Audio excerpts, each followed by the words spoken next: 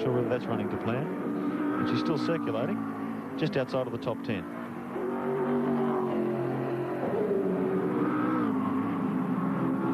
Partnered by Bruce Stewart, a seasoned Bathurst campaigner. Ran here with Colin Bond and Capri's during the 80s. They found the wheel for English Houston car. So it's heading back into the pits. Now just make sure you got it on for the restart. So they've battled their way back. They had to come back into the pits. Brett back in, doing their pit stop at the moment. Wayne Douglas Racing Commodore. Car number 22, currently listed as position number 32 on the race circuit. 11, Larry Perkins, continues to lead as they head once again down Conrod Straight. And with Trevor Ashby and Steve Reed, as we saw a few moments ago, dropping out of the race and out of the top 10, their place in the 10 has now been taken by car number 12, the Empire Max 3 entry of Bob Jones and Greg Crick. So they're another team that's been circulating very well all day, and it looks like at this stage anyway, it could pay dividends for them. 87 laps for them. That's still an awfully long way to go in this motor race. Car 12, Bobby Jones in 10th position. Beautifully built car. Holden Racing Team Chevrolet engine. And running very strongly at this stage of the race. Well, we saw earlier the pit stops by the two BMWs, and a couple of unkind words, I thought, may have been said by Tony about rev limiters on cars and cams. Alan Grice, you've got Bruce Keys with you. Might be able to answer that for us. Yes, Mike. Bruce certainly heard about the problems that were claimed to be occurring to the BMW cars because of the CAM's rev limiter, and he's pretty keen to refute that, so I'll ask Bruce. Well, we've been using these rev limiters for 2 years now, Alan, and we haven't had one single failure in using them. They've been used for the Shell Touring Car Championship for 2 years, and we used them in the Commodores and this event last year, and also the Sierras. Interestingly enough, we know of the BMW problem, but it seems to be with the BMW component, their sensor pickup on the flywheel and the chopper plate, and it's certainly not, as far as we're aware, with the CAM's rev limiter. Yeah, but it's not the actual limiter itself that's failing. Do you believe it's possible it's having an effect on a component there? It could be that it's having an effect, but our electronics man that made them refutes that. He doesn't believe that that's the case. And there doesn't seem to be any electronic feedback at all to the limiter, or to the, from the limiter back to the chopper plate. And I guess also your point about them running that particular limiter for 2 years in the same sort of cars should have shown up any problem then. Absolutely no problems in the Shell Touring Car Championship or in the Tooheys 1000 last year. There you are, Mike. That's the latest on the limiters. I guess that's cleared it. Alan, do you have any theories on why the BMW might have retired? Because we saw it coming into the pits with a lot of smoke billowing from the back of it. There's a lot of smoke billowing out of the back of it, and that normally it hasn't got anything to do with electronics. It can, because electronics can make an engine run lean and cause oil to blow out. But that it doesn't look like that to me, to be quite frank. Thank you, Alan. Yeah. The Golson and Golson, number 45, BMW 635. Graham and Ray driving today. Tanya missing. It was going to be a rather unique day for the team with Dad, his son, and the daughter. But Tanya was probably expecting a little too much to bring her to Mount Panorama. You know that Ray Golson's got the best finishing record of any driver here at Mount Panorama. He's finished every race that he started here. He's had infinitely more problems today than they normally have. Normally they're a trouble-free entry, but quite a few hassles today. There's Ticky Johnson with some spots of rain on the windscreen. I've just had to walk around the compound. It's drizzling lightly at the bottom of the mountain. Rain is hitting Mount Panorama as Dick heads up the hill once again. Shell Falcon sounding strong, and certainly the fabulous telemetry readout which we've been getting all day shows it is. Well, Cole Higgins Motorsport came up with the telemetry and be able to patch it into our computers, and to Cole Higgins Motorsport and all the boys, our thanks and Dunlop's thanks, because it is riveting stuff. It is riveting stuff. You can see every brake application, every gear change. It's back into second gear coming out of the cutting once again. Just feeding the power in. Keep in mind with this rain coming over the mountain now, the track's going to start getting slippery. Just hovering around 6,500 revs, 150 kilometres an hour as he pushes up toward Castrol Curve. So Dick's really on the money, despite being a little bit further back in the field than he'd like. There he is taking car number 4, the second of the GIO cars, across the top. Through Mazda Corner and now to Skyline. currently running 7th. Oh dear. Car 77, the Ellery Sierra in trouble, retiring off the side. He's off the ideal racing line, which is considerate of him, but that'll add even more drama to the surface of this track. So back with Dick. Be interesting to watch this tacho as the track gets wetter and these boys stay out on dry tyres. It's going to be leaping and falling like the proverbial. So feeds in the power onto Conrod Straight, taking it up to the rev limiter, 7.5, bounces off again, 200 kilometres an hour. And this is where the cars really push hard against this aerodynamic package. They've got 5th gear, slowly logs its way up to 5th, pulls it into 6th, and Dick Johnson giving us a great ride around Mount Panorama. Fabulous ride today, Dick. Wait till we get through Valdec's chase.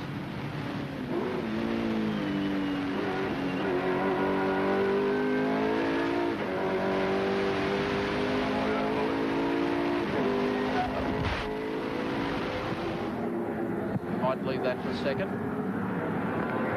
Follow Dick outside, 17. As Mark remarked just a second ago, back up to 7th on the road. Order unchanged. And doing 2:17s at this stage, Michael, so he's still well and truly on the pace. Yeah, he sure is.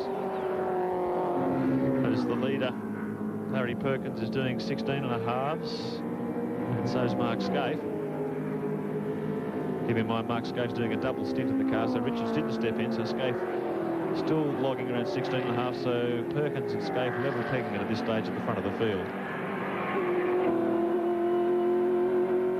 Dick on his way up the mountain. Dick, can you read us? Yeah, I sure can, Mike. Well, 7th spot and a long way to go, and those storm clouds don't look the best. Yeah, you know, really know how to make a guy feel good, don't you? That's the positive part. Oh, God. You know, that's all we need, another repeat of last year. Plus, there's a slower car, just dumped a bunch of oil up there. Hey, listen, I'd like to say hello to Tommy Smith, Mike.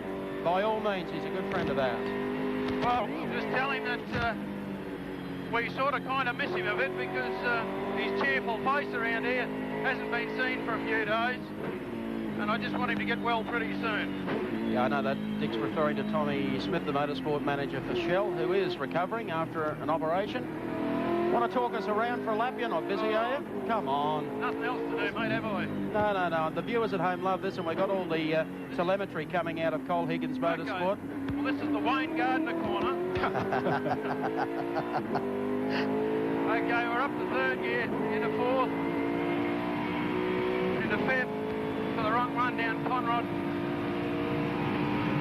It's a long way, the old thing. She takes a bit to wind up in 5th, into 6th.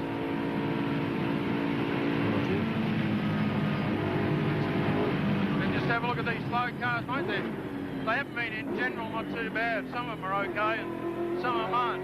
Through the chase, 2nd gear, up to 3rd, into 4th, down to 150 metres on the brakes, straight back to 2nd, into pit straight. Have a quick check of the lap board. It was the worst time I've seen all day. Back to 2nd for L corner to go up Mountain Straight. Into 3rd. The old Sierra used to really boogie up here.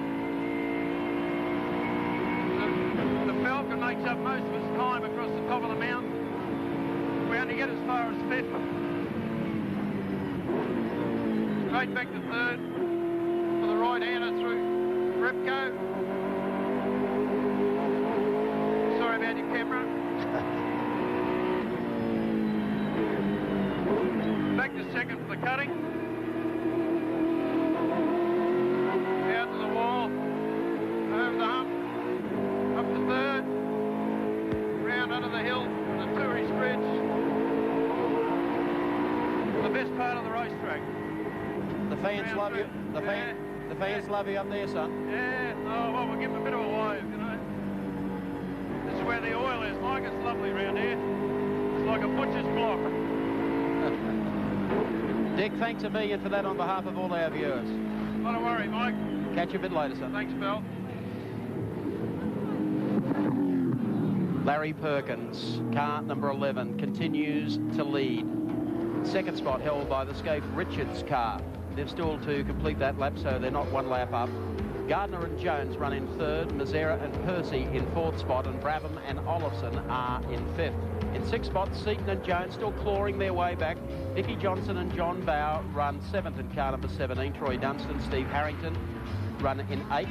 Ninth is Brabham and Parsons and the Peter Jackson Falcon. 10th is the Jones and Crick Ampol Max 3 Commodore. It's all tightening up at the front. Don't go away.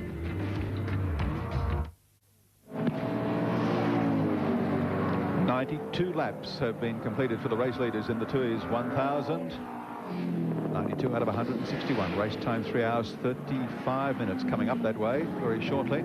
That's 92 laps for the leaders, but 78 laps for this car. The leader in the 2-litre category at the present time, and in 24th position outright. John Cotter and Peter Dulman. Peter Dulman at the wheel at the present time, the defending champions in this category from last year. The car has had a lot of wear and tear. I think in all told, in their hands and those of others, it's been to Mount Panorama now 7 straight years. Slightly second hand, but still first in class at this stage of the race. You can't do much better than that. Yeah, Peter Dulman did so well in the Shell Australian Touring Car Championship this year, winning the 2-litre segment of that. It went right down to the last race with the Caltex Toyota Corolla team. And he campaigned just about every round of the championship right across Australia. And tremendous to see him having a good run here in class today. Victory's not assured for him because it's a very close go between he and car number 6, the second Caltex entry, with John Smith at the wheel of that with Neil Bates. And they've been swapping positions, in fact, ever since Colin Bond retired with the big oil losses we saw in the pits some 40 minutes ago. So Peter Dulman, John Cotter running strongly. Very nicely turned out car. They almost didn't come to Bathurst, you know. It was only in the last couple of weeks they decided to get here. They had what they thought was a substantial sponsorship deal lined up. It fell through. And then a number of their minor sponsors clubbed together, put in some money. The BMW Club of Australia passed the hat round, raised some money as well to get them here. So they came on a shoestring. They bought 2 cars, a test car and this one. And they're out there, and, well, they could walk off with the 2-litre trophy again. Yeah, he's doing a great job. As you said, Wilco, these cars quite elderly when you think about how old they are. Let's look at the Caltex race score, which gives you the position of the lead too. Yeah, Smith and Bates in the Caltex team, Corolla Seeker in the lead now, Cotter and Dorman in second, Rogers and Hopwood in third position. In fourth, Steve Masterson and Hills in the little Sierra, and in fifth, car 79, Conway and Gardner in one of the little Toyota Corolla. So you can see the gaps there. 8 laps, as you can see, between the 5th runner and the he's losing fluid from the tail of the car, the right hand side rear. Fuel. So he comes across the top as we join the Oscar champ of Australia, triple champion, carrying our DuPont car paints race cam, and that's young Bradley Jones. How goes it, Bradley? Gee, that thing's noisy you're driving. Oh, it's not too bad. How's it going for you, Brad? You've been playing around with tyres throughout the day. Well, we had a bit of a hiccup with some of the early stints, and now what we've done is tried a harder compound, and it seems to be working a lot better, but unfortunately we lost a bit of pace, so we're just trying to make it up. Brad, you're only getting 20 laps out of those softer tyres. How much further do you expect to go on this tougher compound? Well, you know, we set our bed now, we have to lane it. We're just doing the stops as we have to, Ducky. It's not so much that we go further, it's that it's much nicer to drive and faster. There's a few spots of rain on the lenses of the cameras, not affecting the track that we can see. Is it bothering you, the wet weather? Get the shit out of me. Thank you, Bradley. Goodbye. Hanging up now. He cut his telecom mobile net off. So at the moment, the number 2 car was running 5th. It's in for a pit stop. And let's go down to Richie Hay. Thank you, Mike. Well, Anders Olofsson just jumping back into the car. Keep in mind the fact that when we talk about brake pad stops for Larry Perkins and perhaps 1 or 2 others, this team has already done their brake pad stop. They don't plan another one. So providing everything goes to schedule, a stop should take no longer than around 30 seconds.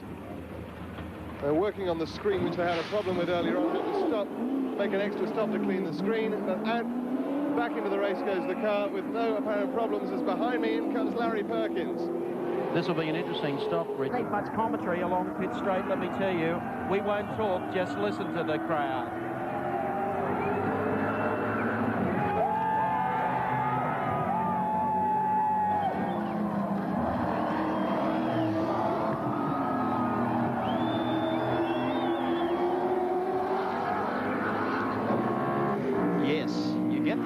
Don't you? It's going to be a popular victory here today at Mount Panorama. He's a popular boy. But Jimmy Richards is cutting into that lead by about 3 seconds a lap. Well, it's changing all the time. Last time he took 3 seconds off Larry, and now it's back to 21 seconds. So obviously these guys are hitting bits and pieces of traffic at different times. And when they get a clear track, Larry is able to maintain the gap. So provided he doesn't get tangled up with a slower car in this closing 3.5 laps, he should be able to make it home. The closest finish, by the way, in the history of the great race was in 1967, when Harry Firth and the Gagan brothers finished 11 seconds apart.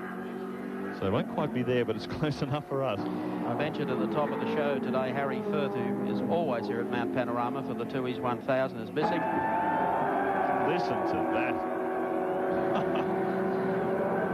I'll even be stronger here too.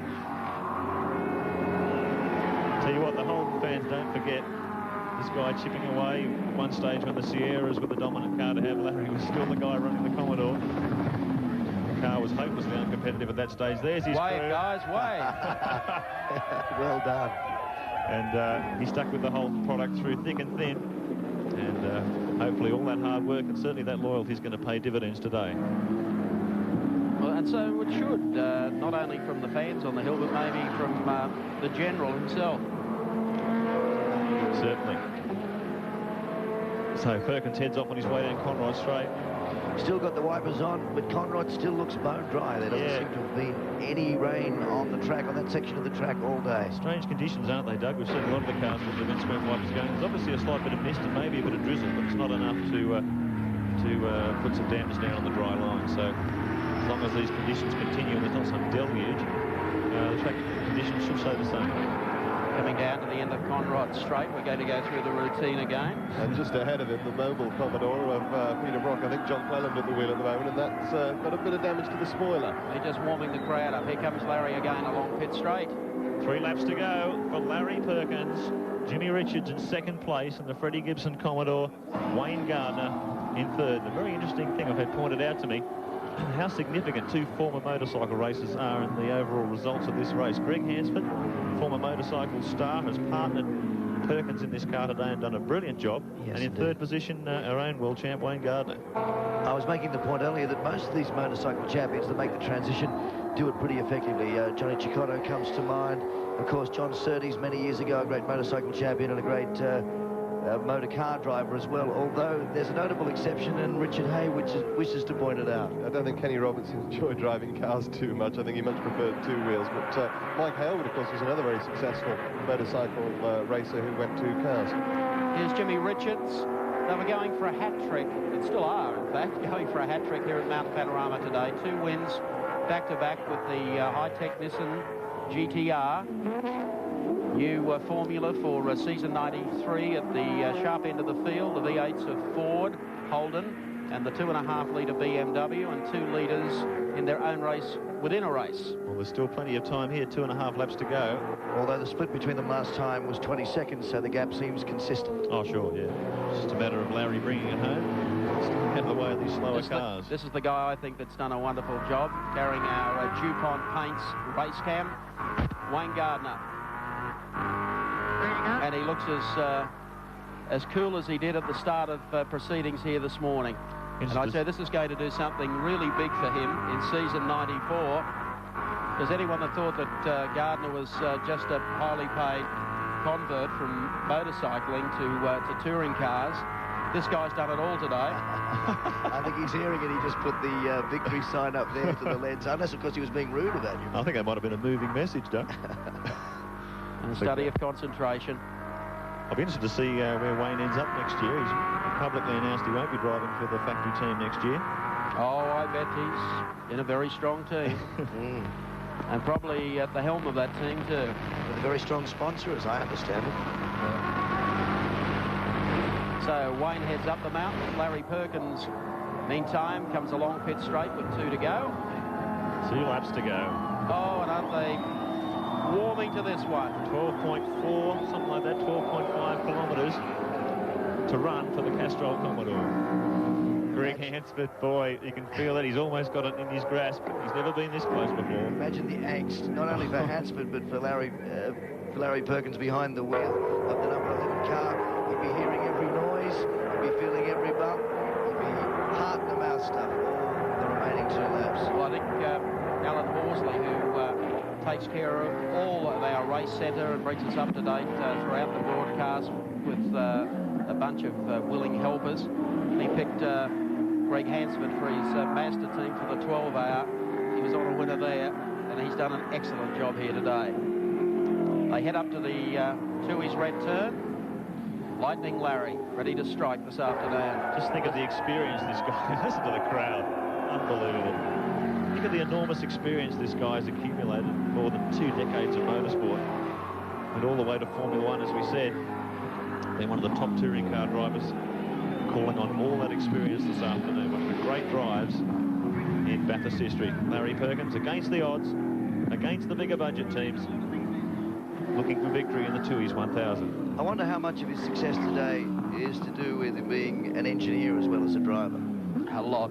Well, Larry always points out that he believes it is a distinct advantage that he has such a close affinity with his machinery. He builds the car himself. He knows every nut and bolt and weld on the car, and he feels like it's an extension of his own body. And certainly in a race like this, 1,000 kilometres, to be that close to your machinery and understanding it so well, I guess the advantage he speaks about is a true fact. If something's wrong with the car, he doesn't have to try and explain it to anybody. He knows immediately. It's a seat of the pants. Not only that, of course, he knows what does damage and what makes a car last through 1,000 kilometres of racing. Don't forget his pedigree at Bathurst is pretty good. 3 wins on the trot with Peter Brock. And when he joined the Marlborough Holt dealer team in, I think it was 1982, he virtually took over the engineering of those cars. And boy, for 3 years at Bathurst, they were totally unbeatable. Looking for the last lap board. The great race of 93 as they come across the strike. And yes, it's there. And the crowd go up as Perkins takes it up to the left-hander. Gregg Hansford can't believe it. Nothing could be so cruel to rob him of this one, or Larry for that matter. The gap still constant, back to Jimmy Richards in the number 1 Whitfield Commodore. Actually, back in third. Looking at that, he's reduced it a bit. It's 13 seconds now. He's not going to make 13 up in 1 lap, but I tell you what, he has come storming back at him, has Jimmy Richards. I suggest Larry's probably easing off a little, is he? He's the insurance policy is being filled in. Richo's just put in a 2.19, Larry's done a 2.22. So, you know, motor racing a second's good enough to win a motor race.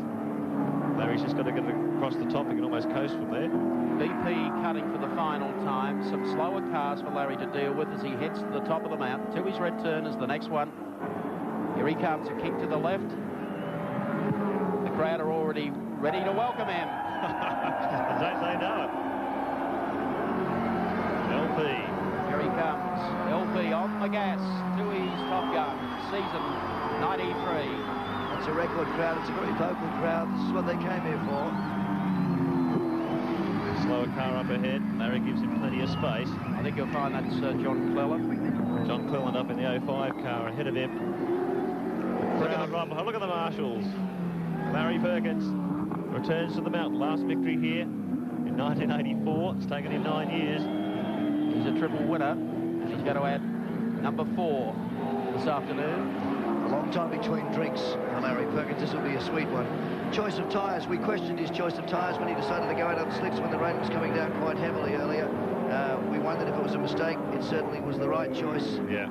And he's going to reap the harvest. Well, he's putting a quick little sprint in here down towards Caltex Chase. And through the gears. A couple of cars to deal with before the checkered flag comes out. Come on, your son. Yes, he's done very well. He coasts out of here. Bridgestone Bridge.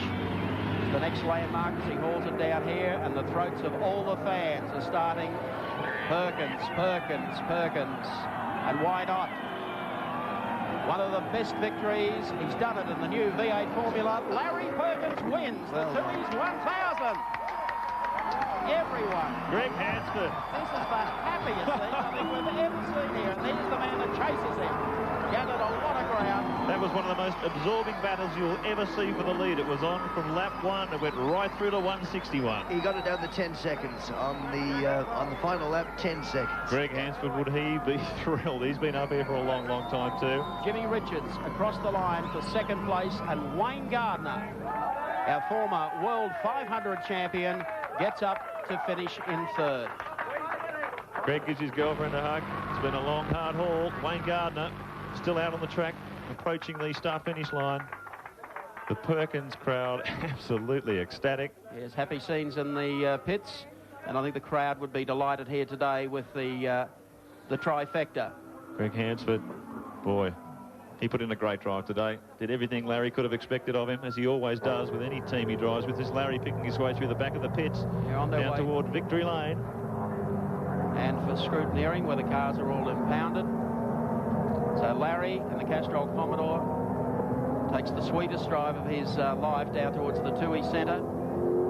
He'll be followed in by Jimmy Richards in car number 1. Coming in to finish in third is going to be Wayne Gardner, who will also get a tremendous reception as he comes down on the inside of Laurie Donaher. First and second are already across the line. Now another Aussie icon, Wayne Gardner, home for third. Fantastic result for Wayne. Look at the crowd go up again for Wayne Gardner. That's great. Look at this. Thumbs up. Good on you, boy. Third place podium finish in his second Bathurst. That's quite an achievement. No, he's a great champion, and he's distinguished himself today. It looks like we've got Commodores 1, 2, 3, 4, 5, and the first non-Commodore is the EB Falcon number 35, driven so well today by Geoff Brabham and David Parsons. Indeed. But this is the man. Listen to the crowd. Gregg Hansford. Great drive in very difficult conditions. Reporters move in with their microphones to get the post-race stories as he heads down toward the balcony. Look at that. Well, he'll be happy to join Larry Perkins on the balcony shortly, along with Mark Skaife and Jimmy Richards, Wayne Gardner and Brad Jones. They certainly deserve their spot today. And, of course, our 2-litre winner. Yep, great effort. Look at the crowd converging on the Tooheys Race Centre. Yes. It looks like our 2-litre winner is the BMW. It looks like John Coulter's BMW, the M3. Be frantic scenes down there. Look at them, like a swarm of ants. Peter Dillman, John Cotter, I believe, are the 2-litre winners. We'll recap all that for you shortly. Look at that. They're all happy today.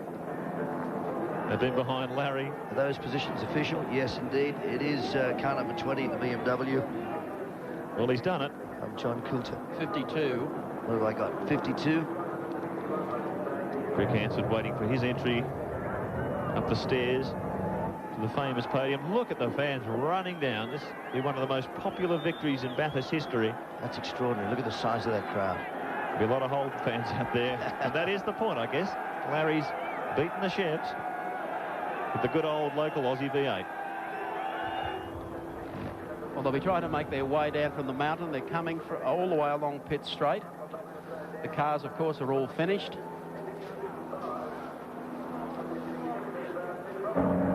There's the scene. There's not too many have left here, let me tell you. They want to be around for the presentation. And there's a lot of smoke out the back of the pits as the cars limp back towards scrutiny. Let's recap them for you on our Caltex race score. Congratulations to Larry Perkins and Gregg Hansford, the winners today of the Tooheys 1000 in their Castrol Commodore. Placed in second, a fine drive from Jimmy Richards and Mark Skaife in the Winfield Commodore. Third, 16, Wayne Gardner and Brad Jones in the Telecom MobileNet Commodore. Fourth place going to car number 2, David Brabham and Anders Olofsson, the second of the Winfield cars. And 5, splendid performance, 55, Troy Dunstan and Steve Harrington. 6th spot, 35, is of course Geoff Brabham and David Parsons in the Peter Jackson Falcon. 7th goes to 12, Bob Jones and Greg Crick in the Ampol Commodore. Then car number 18 finishes in 8th, Paul Radisich and Cameron McConville for Shell Racing. 9th spot going to 27, another privateer, Terry Finnegan and Garry Rogers in the Food Town Commodore. And 10th, 33, Bob Pearson and Bruce Stewart in the Product Commodore. Back shortly.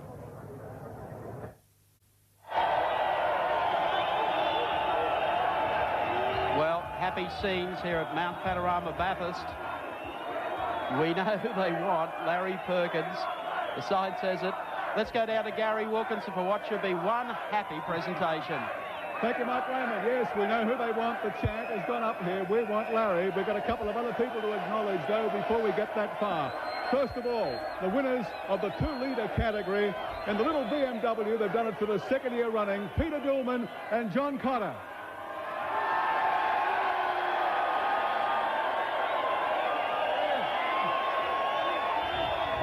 Guys, Peter, you guys came here, looked like you almost weren't going to get here. You came here with no money, and you won it again. Yeah, well, we worked hard, and I guess we've done it, but it's fabulous. We're pleased. John, you had early battles there with the two Caltex team cars, but they seemed to drop off about 2/3 distance. Yeah, it turned out to be BMW reliability that sort of saved the day for us. The 2-litre category winners for the second year running, Peter Dillman and John Cotter.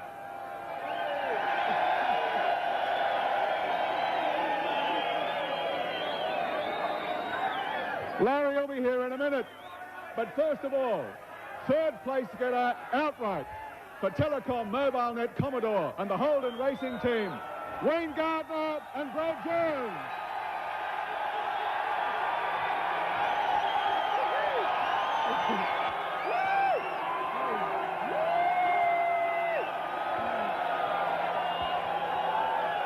Wayne, does this make up for some of the disappointments of last year, or does it not? Well, last year was a good learning curve, but to come back with a really good car and a good team and finish on the podium, I'm very, very happy for Brad and myself. It was a team effort, and thanks to Telecom and the HRT team. And Brad, he drove a fantastic race. It's a great effort, and thanks everybody for coming. It was just unreal. Thanks, guys.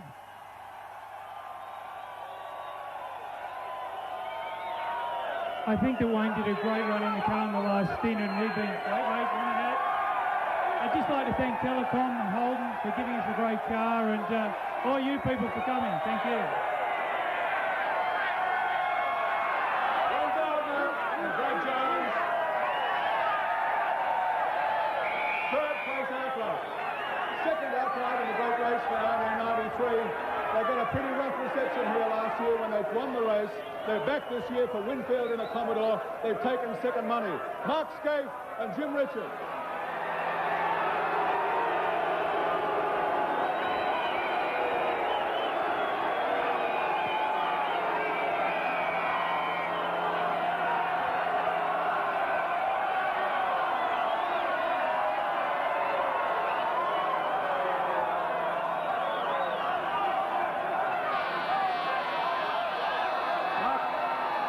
You gave it your best shot. There were some dicey choices that had to be made about tyres, and just for one little slip, it could have been yours there at the finish. Well, you know, we both tried our bum off all day, and to our team and to Winfield, Yokohama, Holden, Qantas, all their effort's been fantastic. The car's as good as we could make it, and to get beat by 10 seconds over 161 laps, it's a great effort. Well done to Larry and Greg. Obviously, their team did a fantastic job. Jim.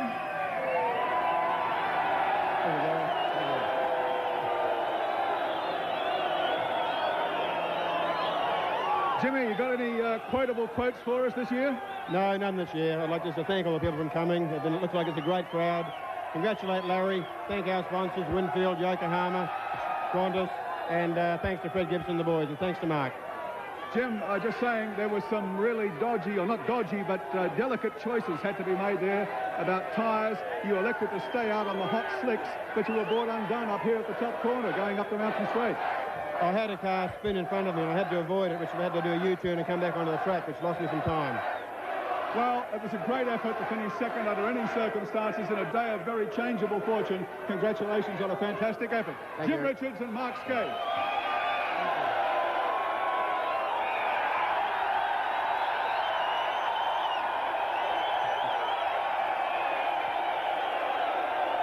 Well, a fantastic cheer for Samantha and Carrie, the girls from Tooheys, bearing the garlands. And those garlands belong to the winners of the 1993 Tooheys 1000. They're about to join us out here on the balcony right now. Larry Perkins and Gregg Hansford.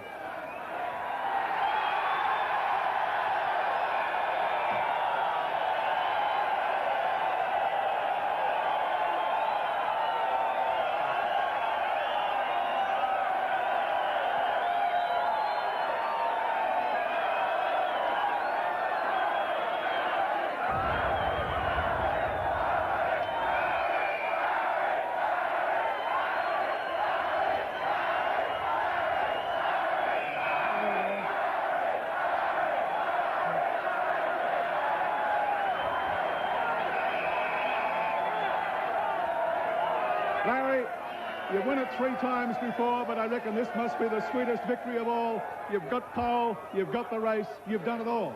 Yeah. Yeah, we're delighted. I thank my team, Castrol and Dunlop, and of course Gregg Hansford. I couldn't have done it without him.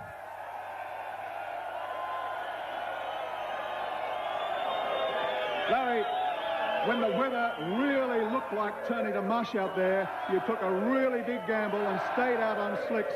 You must have been in touch with the Almighty. No, I was very much in tune with my car. Absolute faith in the Dunlops.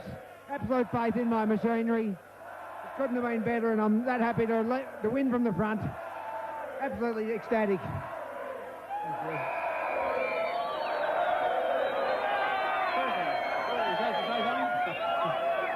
Greg, you were so nervous standing down there the last 15 laps or so, I thought you were going to have a baby.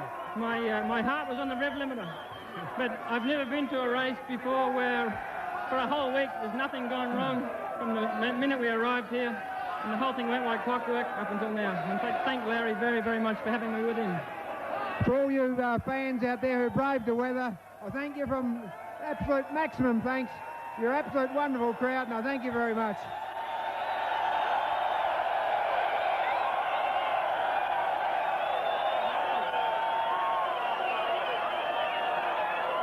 It would not be the same unless you all got drenched in champagne.